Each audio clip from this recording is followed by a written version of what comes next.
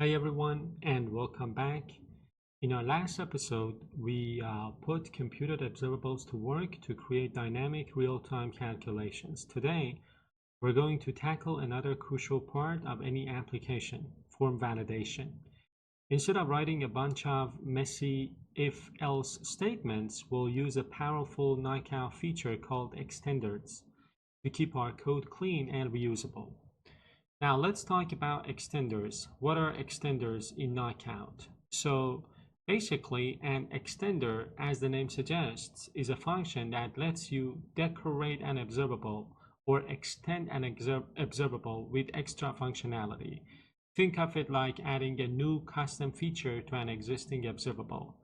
They're a real clean way to implement common behaviors like validation, logging changes, or even throttling updates without cluttering your main view model. Let's look at a simple example of a required extender that checks if a field is empty or not. So take a look at the code. It is not that difficult to understand. Basically, this extender is, an awesome example of how Knockout works behind the scenes. Let's talk about the different parts. Let's break down each line and understand what each line is doing. The first line is KO extenders required. So this is how you register a new extender. So we're, telling Knockout, hey, I'm creating a new extender called required. It will operate on a target observable and can accept an optional override message. Then we've got the next part, target.hasError, target.hasError, ko.observable. And then of course target.validation message, ko.observable. These lines are where we add two new observables directly to the target observable. Now our field observable will not only hold its value, but it will also dynamically track its own validation state with this hasError field and a corresponding error message inside of that validation message. This is what allows our UI to react to validation changes. Then we've got this function, validate. So this function is our validation logic. It checks if the new value is empty or just white space using this condition. If it's invalid, it sets hasError to true and the validation message to our chosen text. If it's valid, it sets both to false or an empty string. Then we've got this line, validate target.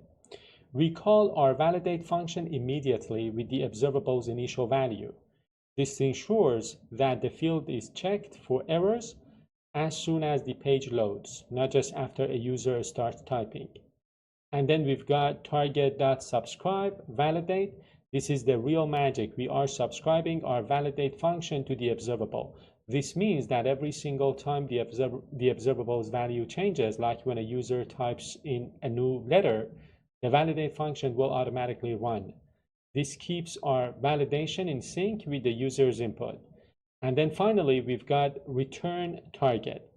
So the extender returns the original target observable, now extended with the extra hasError and validation message properties. So the observable, in a sense, has extended, or we have extended that observable. We can now bind to these in our HTML, like for example, like the way we used to do.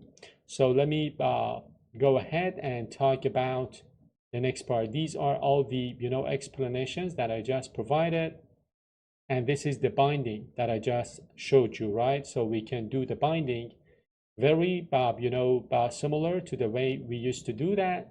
We are binding the visible to myField.hasError and text to myField.validation message. Now let's talk about how we can implement things in our application. We are going to apply this to the add new policy form. So we implemented that form in the last episode. We'll add two simple but critical validation rules. First and foremost, policy type is required. So it has to be filled out, and the premium field must be a number greater than 0. Let's get started with the implementation. First things first, we need to add a spot in our HTML to display the validation errors. So we are going to go to policies file, right, to policies.cshtml, and we are going to update things here. Basically, what I want to do is to add a new span tag below each input field.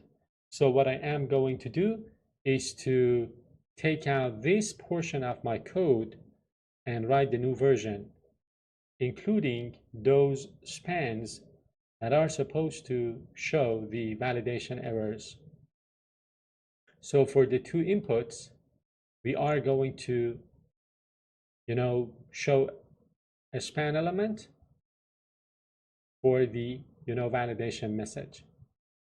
And then of course the button.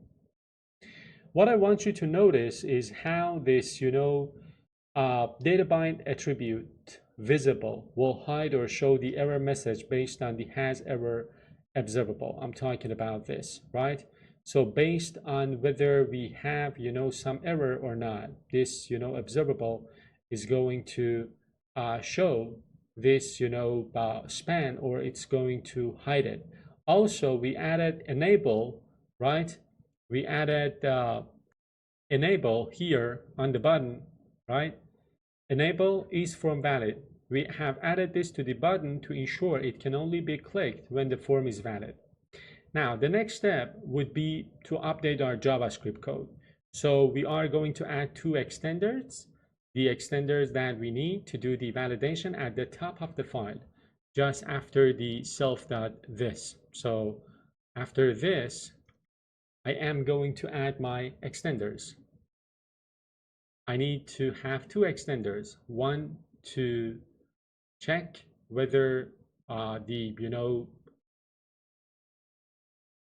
value for the premium is a positive number, and the next one, the first one actually, is for the field to be filled out, so it cannot be null or empty. And the next one, which I am going to add here, is to check whether the value is a positive number. So we don't want like 0 or negative.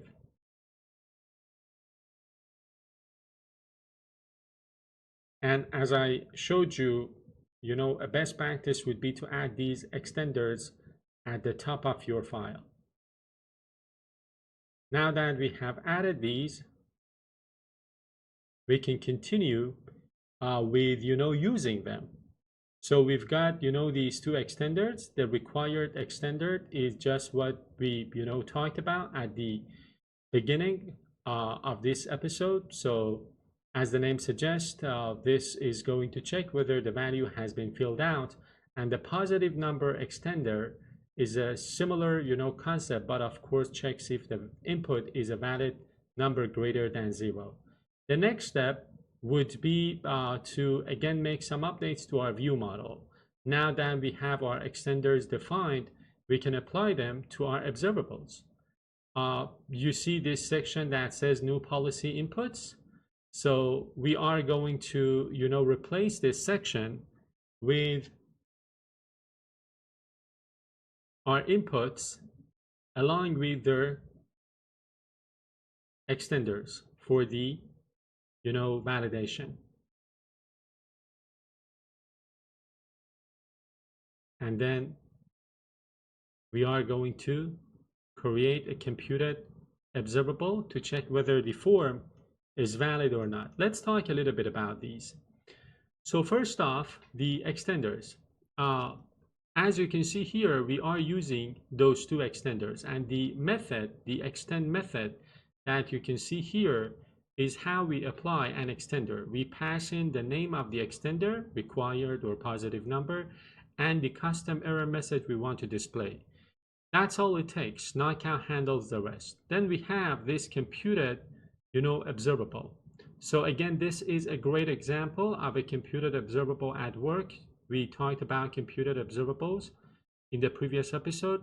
This computed observables depends on the has error property of our two input observables. It will return true only when both fields are valid. The next thing we need to do is to, do the validation. So we have a validation in our view, right? The button's enable binding is now tied directly to this input computed observable. Let me bring bring up that button again. So I'm talking about this button, right? So this button that you can see here, the enable, the enable attribute of this button is tied directly to that isForm valid computed observable. This ensures that the button remains disabled until the user has correctly filled out both fields. Last, the last update that we need to make again is inside of our policy VM. So we need to add one last check to the add policy function to handle the case where a user tries to click the disabled button. Although the enable binding on the button should stop this, it's a good practice to add a check in the function itself. So this is the add policy function, and what I am going to do is to, before adding that policy, I am going to add one last, check. Again, as I said, this ensures the user sees the error message even if they manage to get around the button's disabled state. Now let's see our validation in action. Let me run the code and see this. So the application is running. I'm going to navigate to the policies page. I'm going to zoom in a little bit. Now, without typing anything in these two input fields, the button, the add policy button, can't be clicked. It is disabled. Now let's type a policy type, right? But we are going to leave the premium field at 0. So I am going to put 0 here. Again, you see an error, appearing next to the premium field. And then if I enter a number greater than 0, like for example 110, and if I tab out of it, the error message disappears and the add policy button becomes clickable. So this add a new policy is working. It is working, and of course it has validation now. And if I click this, it will be added to the table as before. Now let me stop the application and talk about the summary of this episode. So let me get back to my note, and I am going to scroll all the way down and talk about what we did in this episode. Again, as you saw, today we've elevated our forms user experience with a powerful knockout feature, extenders. We learned that knockout extenders are a fantastic way to attach reusable validation logic to observables. We created required and positive number extenders to validate individual fields. We used a computed observable, isForm valid. The name of that computed observable was isForm valid. So the purpose of that observable was to create a reactive overall, form validation state that enables or disables our action button. Now that's a wrap for this episode, but we're not done yet. In the future episodes, we're going to dive deeper into other parts of KnockoutJS. And if you enjoy watching the series, consider subscribing to the channel, give this video a like, and stay tuned for my upcoming episode. Bye-bye.